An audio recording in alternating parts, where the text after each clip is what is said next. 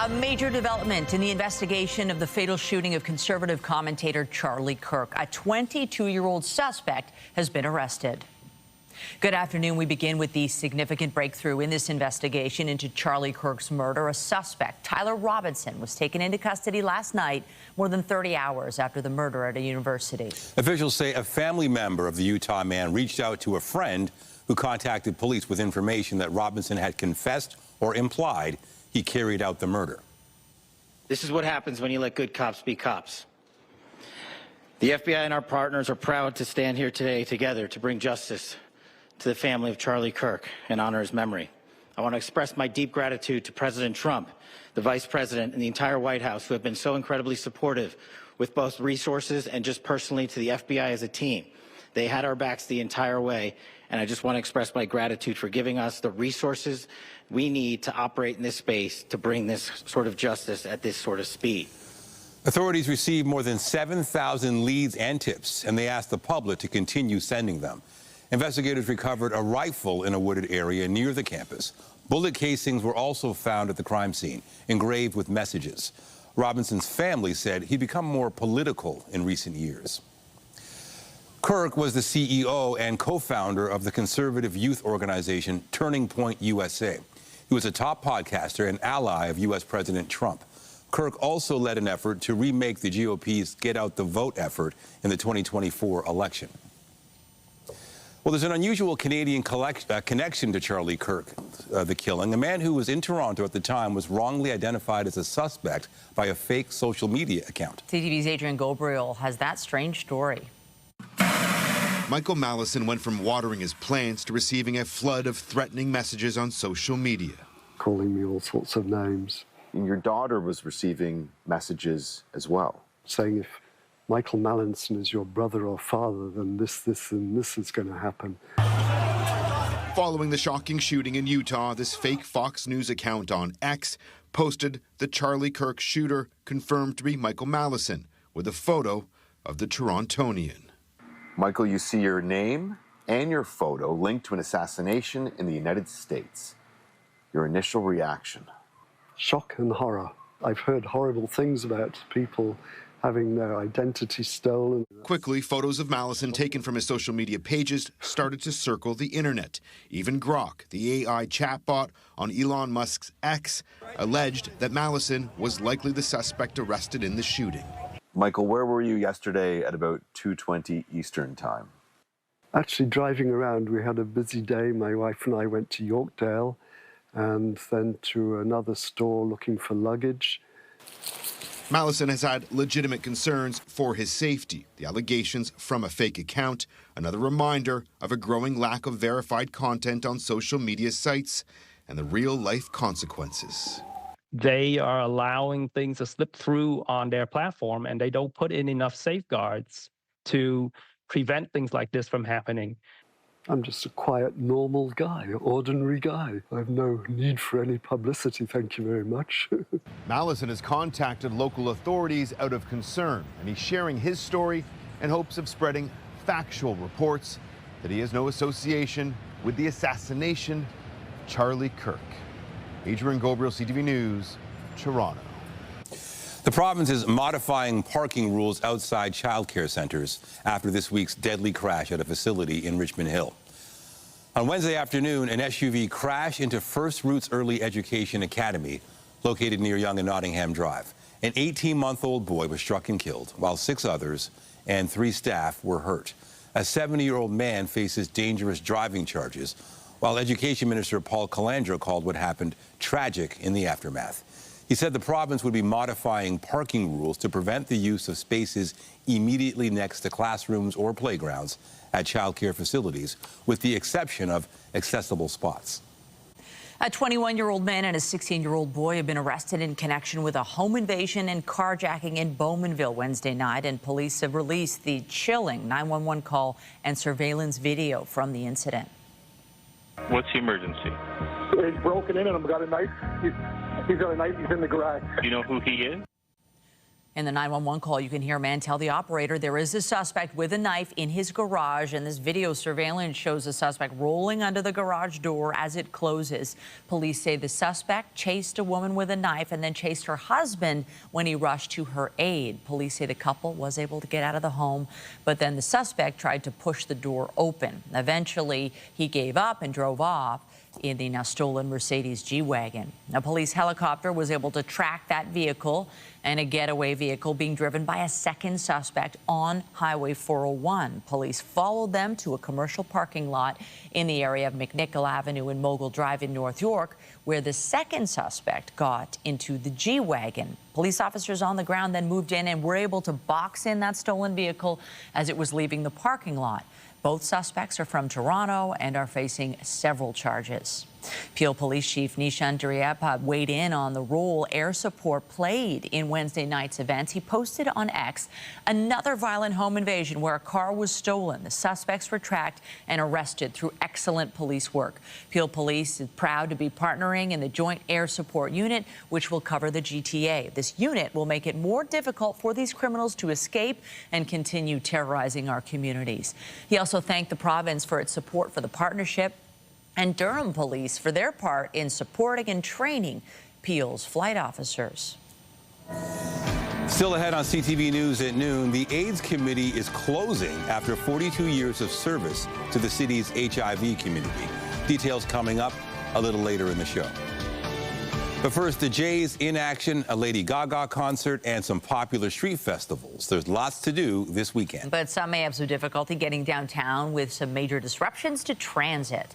CTV's John Musselman is live at the Oakville GO station this afternoon with all those details. John. Hi, Michelle. Yes, people will have to make some adjustments if they're heading into the court today, especially when they use the GO train, because some critical track work needs to be done. It is a busy weekend in the city, but for commuters coming in on a stretch of the GO Lakeshore West line, they will be dealing with some disruptions to service. There will be no GO train service between Oakville and Exhibition GO stations. Here's a breakdown. Starting Saturday, September 13th until the end of service on Sunday, September 14th, the Lakeshore West Line rail service will be temporarily modified to accommodate critical track work. Replacement buses will serve Oakville and Clarkson GO and then direct between Clarkson GO and Union Station. There will be no GO transit services at Port Credit, Long Branch, or Mimico GO. This comes at a time with big events downtown, including the Blue Jays at Rogers Centre, the final weekend of TIFF, and a number of big-ticket concerts, including Lady Gaga. I do have plans in Toronto with my friends, so it will definitely make the commute a little bit more tough for me, but yeah. My understanding is that there are several tracks, and so it would seem odd that they're not able to utilize at least one or two tracks with a slightly slower and less frequent service. No, I'm mutual about it. Like, they have to do what they have to do. I don't care. Yeah. The transit agency says the work needs to be done, and it will help bring faster service right across the network. And keep in mind, when you do get into the city, there's a number of festivals, including the Ukrainian festival, the Polish festival, so there'll be a lot of traffic congestion as well. We're also told that GO Transit service will be back to normal on Monday. Reporting live in Oakville, I'm John Musselman. I'll send it back to you. Thank you, John. We have more news in a moment, but first, here's a live look at the city this afternoon. Another good-looking Friday. A sun-cloud mix, but that run of September sun continues. The weekend also looking pretty good. Lindsay Morrison is here with a look at how things are right now. Hey, Lindsay. Yeah, Nathan, it's a lovely Friday, a nice kickoff to the weekend for so many with all those plans and all those events happening downtown Toronto and around the GTA. Looks like the weather is going to cooperate. Today, we've got a mix of sun and cloud. Might see a bit of an increase in cloud cover as the day goes on, so do want to mention that. The winds right now are pretty light. Once again, that's been the story all week long. They are coming from an easterly direction. We're at 22 degrees this hour. hour, 23 in London, 24 in Windsor. You will find it's a little bit cooler across Muskoka, through the Algonquin Highlands and over toward the city of Ottawa. Temperature still in the teens. Here's today at a glance. 24 degrees is going to feel more like 27 at the height of the day. And if you think this is hot, next week we could have a couple of daytime highs near 27, 28 degrees, maybe feeling like 30. So yes, it's quite an impressive little warm run that we are experiencing in addition to the run of sun here in September. We're going to take you through the long range forecast coming up. For now though, Michelle, I'll send it over to you. Thank you, Lindsay. The Toronto Police Service Board has renewed Chief Myron Demkiw's contract for another 4 years. Chief Demkiw has demonstrated unwavering dedication to the people of Toronto, a steady and thoughtful approach to leadership, and a genuine commitment to building trust with communities and with the members of the service. His approach has been marked by a commitment to accountability, transparency, and modernization. Board Chair Shelley Carroll said the challenges of policing a city like Toronto are complex. She said the board believes Chief Demkiw is uniquely positioned to lead the service forward and strengthen public safety. When I became chief in 2022, I stated my priorities clearly: to improve trust in and within the service, to accelerate police reform and professionalization, and to support safer communities. We have made a lot of progress on these priorities already, and our efforts continue. To help guide this work, I presented a renewed policing roadmap to the board. The chief says the roadmap will rely on pillars, including strengthening relationships with local communities, standardizing investigations, and making better use of data. Turning now to the fallout from a CTV News investigation. Crown prosecutors have dropped charges against 2 car salesmen accused of selling stolen cars. This after W5 showed some of the charges did not add up. CTV's John Woodward has the update. Mr. Bachnick, the Crown has no reasonable prospect of conviction. That message from Crown prosecutors, a relief for Harris Bachnick. He's now won his fight with the criminal justice system. It was botched from the word go. Bachnick and fellow car salesman Fatty Zito faced almost 200 charges between them out of Project Warden. Police accused them of selling more than $2 million worth of stolen cars out of this Toronto dealership and covering it up by faking Carfax vehicle history reports. The dealership's own funds were then used to buy the vehicles, which were fraudulently presented as legitimate. The charges laid at the peak of a vehicle theft crime wave that prompted many arrests as well as progress in stopping stolen cars at the ports. When W5 did the homework with the dealer's records, we found evidence some cars were stolen, at least 3 buyers who couldn't get insurance, and 12 cars whose vehicle identification numbers were listed as being exported out of Canada before they were sold in Toronto. We also found proof that those Carfax reports could not have been altered. The ones that were provided in the sales actually matched the ones that were issued by Carfax. This former Toronto police detective said those reports could have been a big piece of evidence that linked the salesman to the crime. Without that, the Crown told Bachnick, there was no reasonable chance of conviction in the case. What seems to be clear in this particular situation is that not all those I's were dotted, not all those T's were crossed. There were 176 charges withdrawn. There was no evidence of it, and I submit from the first day on, myself, the co-accused, that nobody had any part in this. Everything that we did was above board. Bachnick says he was duped, just like the people who bought those stolen cars. But he doesn't know by whom. That leaves a big unanswered question. If the salesmen weren't involved, who was? John Woodward, CTV News. Hitting the court for a good cause. A charitable basketball tournament is happening today at a Regent Park Community Center. The event brings some star power to help raise money and awareness for cancer research. CTV's Sean Leathong is live at the event with more. Sean.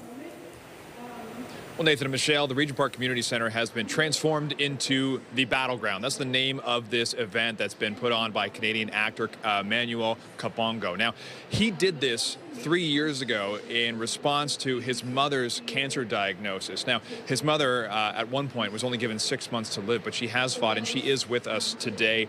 He says she has been battling this, and he wants to raise money for that. Now, what he did was he told us that he had TIFF parties in the past, but he wanted to switch that to something that involved raising money and awareness for cancer, and something that involved basketball, because he's very passionate about the sport, as is his entire family. His family, almost all of them basketball players. What we're seeing right now behind us is some testimonials from people who are currently battling cancer. There's a representative from Princess Margaret talking about this event as they bring people from the stage, from the screen, to the basketball court today to have a bit of a shoot-around, a three-point contest, and playing some basketball events. Now, here's Emmanuel Kabongo on what he did.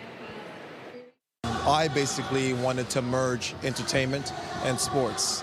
The reason why was because in 2021, my mother was diagnosed with cancer, and she's been a patient at Princess Margaret, and they've done such a great job.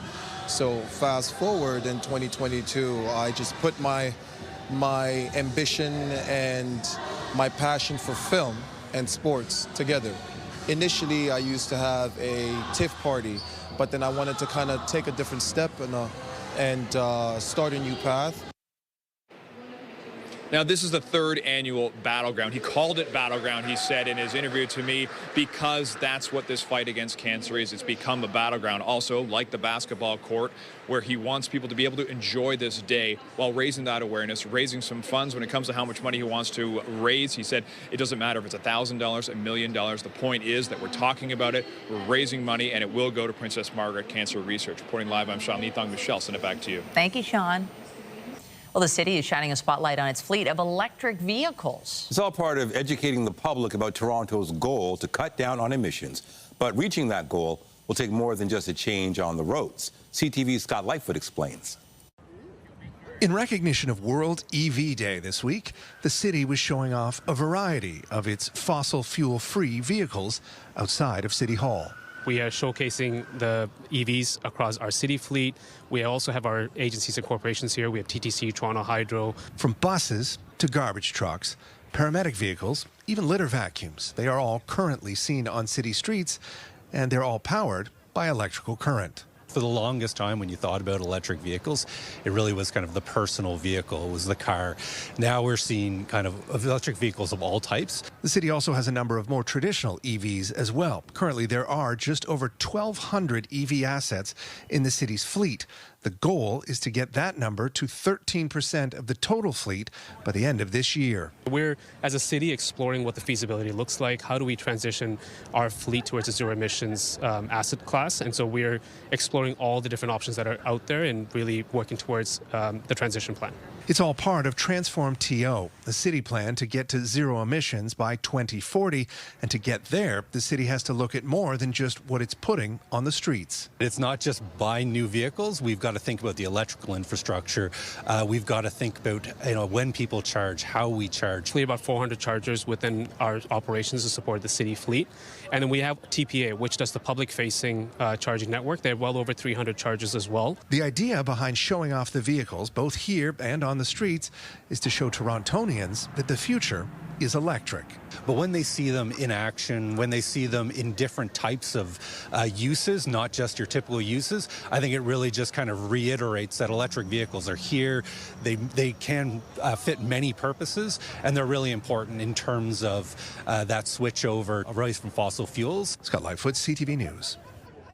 The Canadian Union of Postal Workers called on Canada Post today to come back to the bargaining table, urging the Crown Corporation to treat the negotiations with the seriousness they deserve. The union says it will lift its ban on overtime Monday and instead implement a ban on commercial flyer delivery. Bargaining has now dragged on for more than a year and a half. There's been no response yet from Canada Post to the union ultimatum. Let's bring in CTV's Scott Hurst, who's been following this situation closely. And so now we've heard they're removing that overtime ban, trying something new here. How could that impact negotiations? Good afternoon, Michelle. A couple things stood out from the update we got from the Canadian Union of Postal Workers National President Jan Simpson a short time ago. First and foremost, as you mentioned, calling on Canada Post to come back to the bargaining table, and also, as of Monday now, taking away, taking back the overtime ban, but implementing, as you said, a ban on commercial flyer delivery. So here's what this means for the consumers. It means we'll no longer get those commercial flyers delivered to our door. Now, from the perspective of the union, it points to a few reasons for the switch. Firstly, it is a bargaining issue, it claims, that's currently on the table, really comparing it to Air Canada workers not getting paid for all the work they do, all the talk about so-called ground pay, by saying by delivering flyers, people aren't getting paid properly for the work, arguing it's a health and safety concern. Some of the flyers, it claims, are oversized and heavy, and some of the union's demands revolve around health and safety, also hoping it'll bring the Crown Corporation back to the bargaining table by potentially reducing the impact of the previous overtime ban. Here's more from Cup W National President Jan Simpson. We call on Canada Post to accept the union's global offers or come back to the table. Today, we call on the Government of Canada to appoint people at Canada Post who are willing to negotiate ratifiable collective agreements. And we ask the Canadian public to stand with postal workers by demanding that Canada Post return to the table and negotiate fair contracts that protect good jobs and our public post office. Now, the Canadian Union of Postal Workers presented an updated offer last month that it says called for higher wages, but also made some allowances for part-time workers. That has really been one of the main sticking points through this entire process that, as you mentioned, has lasted well over a year and a half. But from its standpoint, according to Cup W, instead of responding, Canada Post, it claims, has abandoned negotiations, Michelle.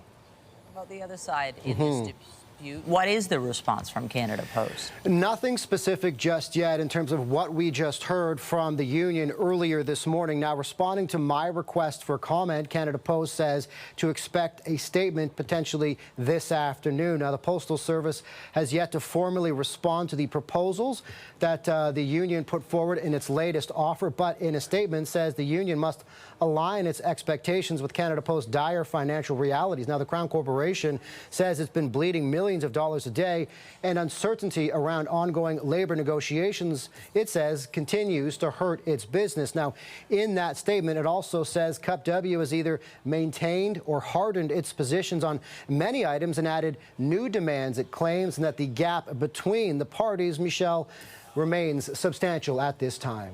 CTV's Scott Hurst in the National Newsroom. Thank you. Thanks, Michelle. An organization offering AIDS treatment and prevention in the city has announced it is closing. It comes after 42 years of service to the community.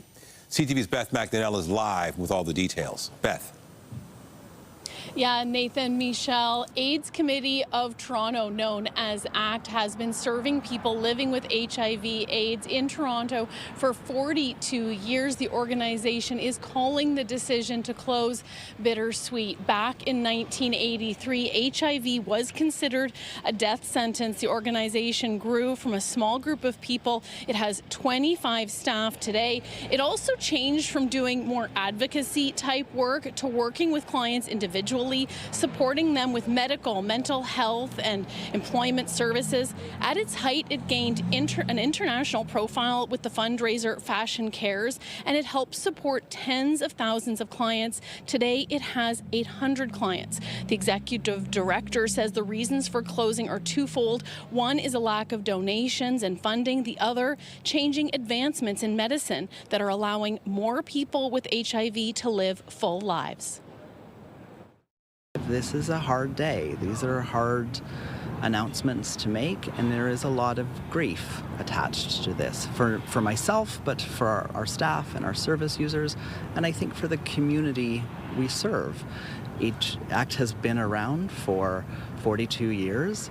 It's a long time, and we've affected thousands of people's lives.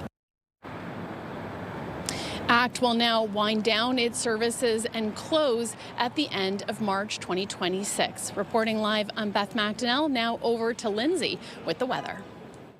Thank you so much, Beth. And as we mentioned, it is a big weekend in the city. We are heading into the final days of TIFF. And if you're hoping to check out a film or line a red carpet, here's a look at what you can expect this evening. Cloud cover is expected to increase, but temperature-wise, will remain quite comfortable. Your cottage country forecast looks like this. Now, many areas are going to remain dry tomorrow, but it is possible that we could squeeze out a shower. Sunday, on the other hand, is looking pretty spectacular. In the long-range forecast, we've got an omega blocking pattern that's starting to build. That means hot temperatures, but it also means things could be quite dry in the long range. We'll take you through what you need to know after this break here on CTV News at noon. Stay with us. When you see it happen, send it to CTV News. Text 10400. From your screen to ours. Text 10400. Well, we certainly have had a great week weather-wise, and here we are. It's Friday, and we've got the sun. We have the nice temperatures. You know, it's not as hot as it was in the summer, but there's a lot to like, and it just makes going about your day that much better. Yeah, a lot to like and also a lot to do on this Friday looking ahead to the weekend. And originally, when we were looking at this weekend's forecast a couple of days ago, it was looking a bit unsettled. Now it looks like you can get outside and you will remain dry. Chance of showers still for tomorrow, but overall, not a bad-looking weekend. And as we progress through the next 7 days, I think you're going to notice just how dry it looks to be. So maybe it's a good thing that we're not getting wet weather this weekend, but I think we're going to need some eventually. Weather is brought to you by the Presler Law Firm. Injury lawyers you don't pay unless they win. We're going to take you to Port Credit, where we had a camera this morning. And yeah, the sun rising a little later these days. The day's getting ever shorter, but hey, nice sunrise by the water there. If you have plans today, it's looking great for spending some time outside by the water or elsewhere. Oh, a nice shot of the moon there. And then conditions are looking pretty good right through the weekend. In fact, I think Sunday looks pretty spectacular, but we'll get to that. Right now, it is 22 degrees in Toronto. Feels like 25. We are still talking about humidity at this time of year and likely will be for the next little while here. Our afternoon high, 24 degrees, is likely to feel more like 27 at the height of the day. Mix of sun and cloud. I think some areas are going to see a little more in the way of cloud today, later on this afternoon compared to several days this week. And there's your evening at a glance. So that's around 7 p.m., 20 degrees. Great conditions for maybe enjoying a patio, heading to a ball game. And southeast winds are going to remain quite light. Our sunset time tonight is 7:34. Overnight, we drop to a low of about 14 degrees on the warm side of seasonal. 13 for you overnight tonight in Parry Sound, 12 in Orillia. So overall, this is warmer for just about everyone. Big day tomorrow for sports fans. Here's your kickoff forecast for the Argos. If you're heading to the game, 3 p.m. Chance of showers, as mentioned, but again, I think most areas are going to remain dry. Likelihood of showers happens late morning and early afternoon in most areas. 25 the forecast high tomorrow in Burlington, 24 for you in the Vaughan area, 23 in Port Perry. You might have a slightly elevated chance of seeing wet weather north and east of the GTA. So just be mindful of that when it comes to making your plans. Here's the satellite and radar. Again, a little more cloud cover starting to drift off of Lake Huron. We will likely see that increase as we make our way through the day. It continues to be quite unsettled in through northern parts of Ontario. Certainly haven't had a lack of rain in this part of the province in recent weeks and in recent months. Let me show you the possibility of some active weather. There's the increase in cloud overnight tonight. That's about 7 a.m. And here's about 2 in the afternoon. So that cloud cover is going to start to clear. And then Sunday, again, I think is looking pretty great. Get outside, enjoy these conditions while we have them. And while we have them, looks to be right through next week. So there is still lots of opportunity. There's Sunday, 24 for the high, feeling like 28. So quite humid this weekend. And then next week, another run of sun. No signs of rain, so you might find that we're starting to talk about drought conditions as we progress through the middle and second half of the month of September. But when it comes to your plans, I think this is looking pretty good. Michelle, I'll send it over to you. Thanks, Lindsay. Environmental dangers are in the spotlight at the University of Toronto. A new exhibit explores the climate crisis through film-based works. That's where we find our Jessica Smith, who joins us live now with a preview. Jess. Michelle, it's such a cool exhibit because it kind of brings you to different parts of the world to have this conversation about our climate and our environment and our roles in everything. We're down here at Hart House near the U of T campus, one of the many campuses here in the city. I'm going to bring in the curator and one of the artists. Guys, come on in. I want to ask you, this is Yang Tong, I want to ask you about your inspiration of putting all of this together because it's quite a feat. We have a number of different videos here. This is a big conversation to have, but what was the inspiration behind putting this whole thing together? So the initial inspiration for this exhibition was sort of surrounding the premise of what does it mean to apprehend issues that are unrepresentable and issues that, especially in this case, in the context of this exhibition, of environmental precarities that are occurring out of sight and across distance. And what's the role of film-based works and also the sort of interdisciplinary practices of all these artists sort of play into that trajectory and that route? Yeah, it really is cool, and each piece is so unique. Alvin, I want to talk to you about yours. We're standing in one of your two pieces that are in the exhibition, but we're seeing you in the background here having a really important conversation. Talk to me about what we're standing in front of and what it was like putting this together, because it's a big conversation to try to capture into something like this.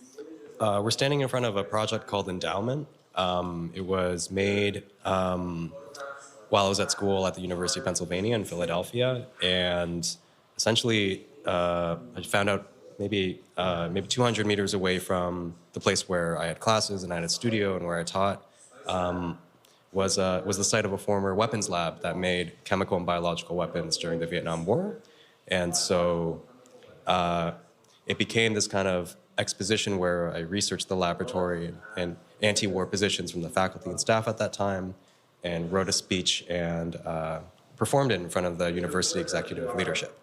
And why did you want to be a part of this? I mean, did you want to be a part of dwelling under distant suns? To be under one of those distant suns and to work with the curator Yan Tong Lee. I feel like this is a really cool opportunity to bring people in to have some of these really big conversations. Yang Tong, I want to bring you back in here. For folks kind of coming through this and having these conversations, what do you want them to take away from it? Is it a conversation? Is it a feeling? Is it a combination? I think it's a combination of all. One of the key words I would say this exhibition articulates is the word distance. And distance sometimes, especially given our current day media landscapes, can seem quite abstract or arbitrary. But these are actual lived experiences and stories that are being articulated and being sort of apprehended at very specific historical, temporal, and geographical junctures. And to sort of bridge that distance, the audience a lot of times needs to sit with the works and come in and see it. Sit with it, think about it, come on down. It's here until December 20th. You have to come check it out. I'm going to send things back to the studio. All right. Thank you, Jess. Still ahead, a Hollywood heavyweight surprise encounter at TIFF. What had Dwayne "The Rock" Johnson saying wow, going out of his way to greet some people in the crowd?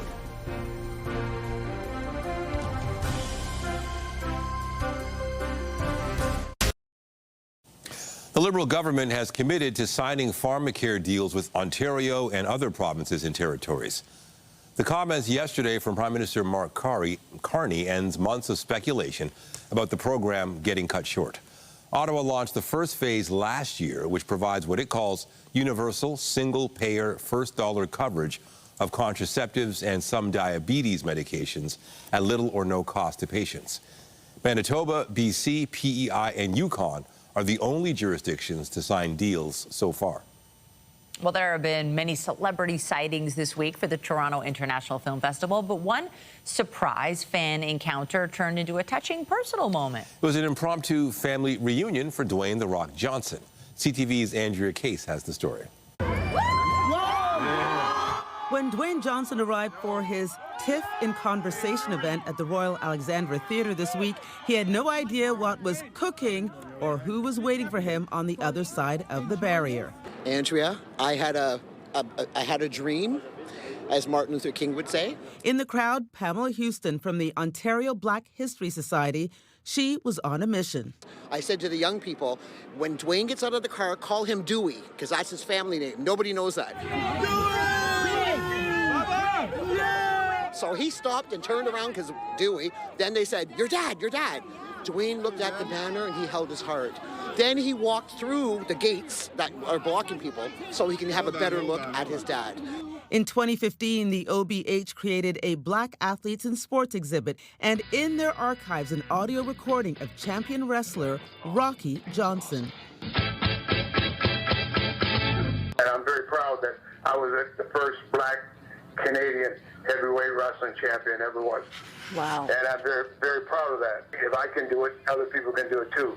Rocky died in 2020. He was born in Amherst, Nova Scotia, and oh yes, he just happens to be Dwayne "The Rock" Johnson's dad.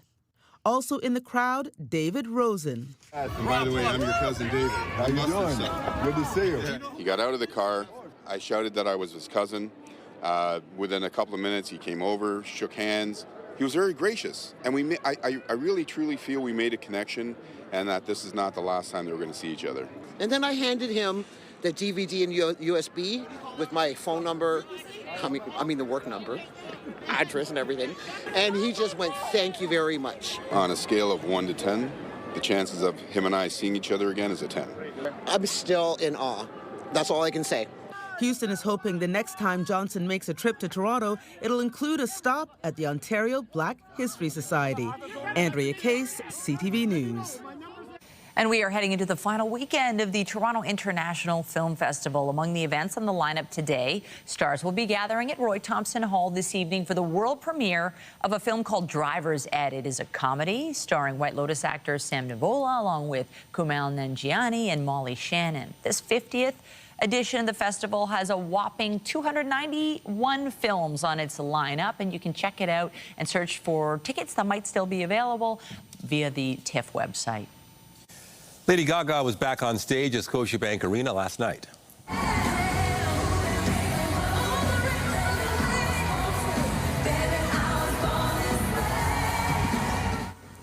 The music superstar is touring the globe with her Mayhem Ball tour, and last night was her second of 3 concerts taking place here in Toronto.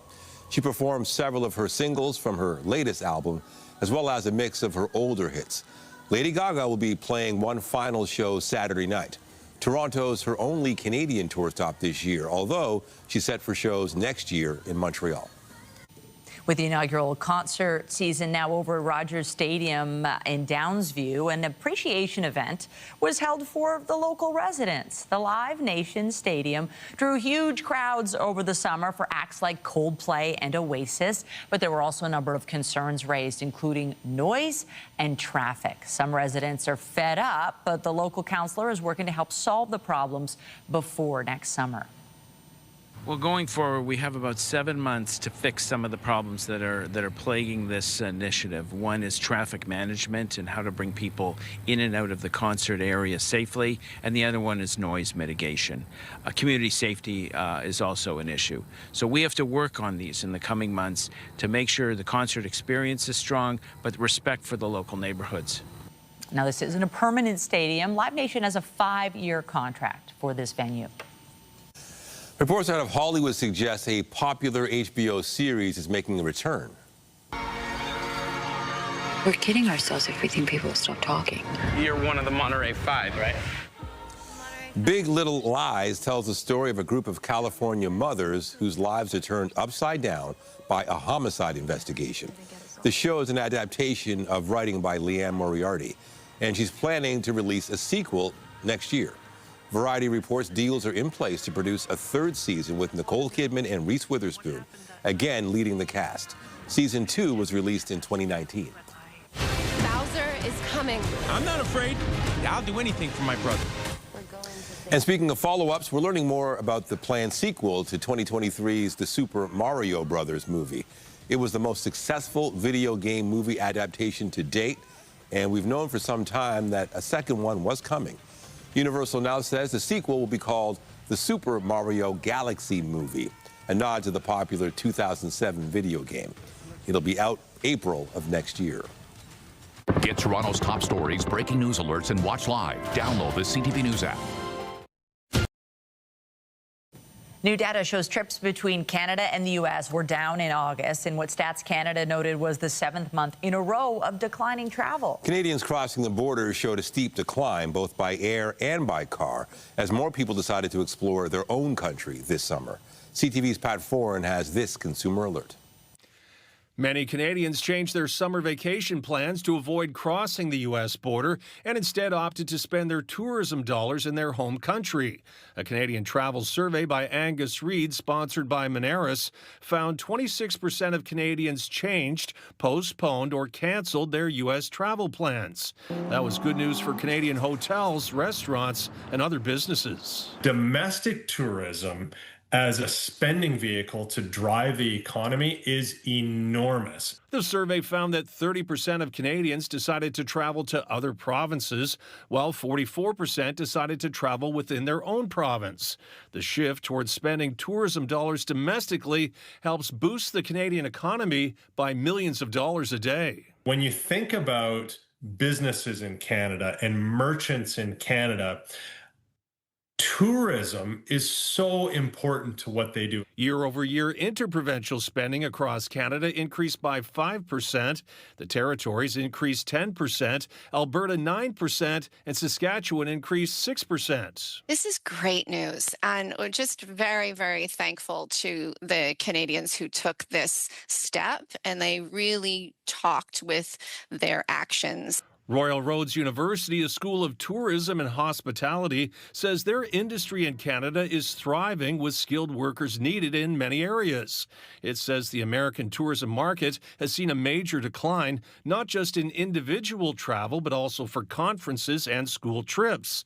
Until political tensions with the U.S. eases, it's expected Canadians will continue to explore different regions of the country and spend their money here. Well done, Canada. Well done for just behaving in a way that just really supports, who we are. We want to really support our local economies, and you saw that this year.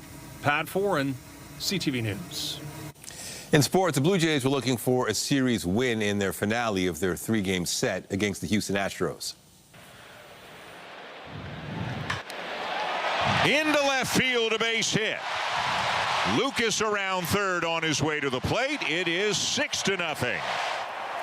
The Jays' bats were in fine form, scoring 6 runs, but it was pitcher Kevin Gausman who stole the show, throwing a 2-hit shutout for his 4th complete game of his career. He also added 9 strikeouts. Toronto begins a home series with Baltimore tonight. First pitch is just after 7. A Scarborough family has found themselves in a battle of sorts with the city over a basketball net. It was recently destroyed by a garbage truck, but instead of being compensated, the homeowners were called for a foul. Scarborough resident Melissa Riley looks over the spot where the family basketball net once stood. The net is gone now, and she is crying foul. Shocked. I could not believe it that it happened. Watch this city garbage truck closely. It was on a regular Tuesday morning pickup last month. On the right of your screen, it lifts the blue bin in front of Riley's home, and it clips the basketball net. On the way down, it hits the net again, but this time, it crashes the net to the ground, snapping the pole. Extremely frustrating. We have all the neighborhood kids playing on that basketball net, including my own kids. We have a 16-year-old and a 13-year-old, who, 13-year-old especially, is always on that net. Riley says the driver apologized at the time and even took some pictures. She thought this would be an easy layup, but instead, a few weeks later, she got handed an infraction notice from Transportation Services. It was her fault for putting the net on city property and impeding garbage collection. We're the ones that maintain it. We've had the net there for that long. Why hasn't anybody told us before that it was a violation until this moment happened? Riley says she contacted her counselor and the mayor's office to complain. We reached out to the city for an explanation. In a statement, officials wrote, "The City of Toronto reminds residents that the boulevard, the space between the sidewalk and road, is part of the municipal right-of-way and must remain clear to support essential services like waste collection, snow removal, and utility maintenance. Basketball nets are permitted on the curb when in use, but must be removed or set back on private property when not in use." Riley says it seems unfair, considering she's out a few $100s to replace the net. She believes the city has given her the runaround.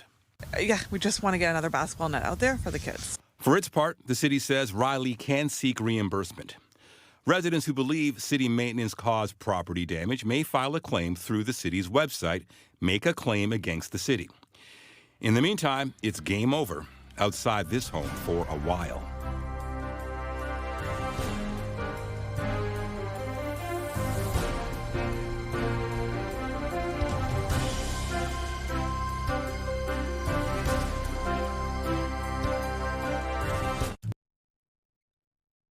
It is still summer and the weather has been holding up, but fall is just around the corner.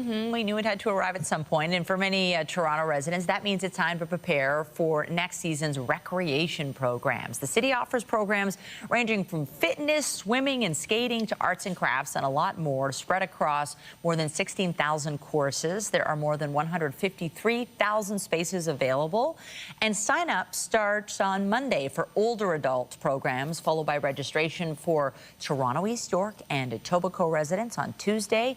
North York and Scarborough residents get their turn on Wednesday, and all the details are on the City of Toronto website. You know, my son's off to university, but what about your kids? Do they have to sign up for anything? You know what? We're locked in. A lot of programs, it's funny, they make you do it in the summer for fall. Already signing up for camps next summer, which is crazy. But I think what we need to focus on is the fact that this is the second last weekend of summer? Technically, yes, but I think if Mother Nature has anything to do with it, it's feeling like we could start celebrating summer into the fall season, the way things are going. So we'll take one more look at the 7-day forecast in just a moment. First, here's overnight tonight, 14 degrees, the low on the warm side of seasonal. And then tomorrow, 25 degrees is going to feel more like 28. Now, we do expect there will be a little more cloud tomorrow. There's the chance of showers, so just be mindful of that. Your weekend forecast, we're including today. This is what it looks like. Not bad at all. And as we get to that 7-day forecast, you're going to notice how temperatures remain summer-like right through next week. Nathan and Michelle. Thank you, Lindsay. And that is CTV News at noon. Remember, you can get Toronto's breaking news all day long on CP24 and at ctvnewstoronto.ca. For Lindsay Morrison and all of us here, have a pleasant afternoon. I'm Michelle Dubé. And I'm Nathan Dowder. Be sure to join us later for CTV News at 5 and 6.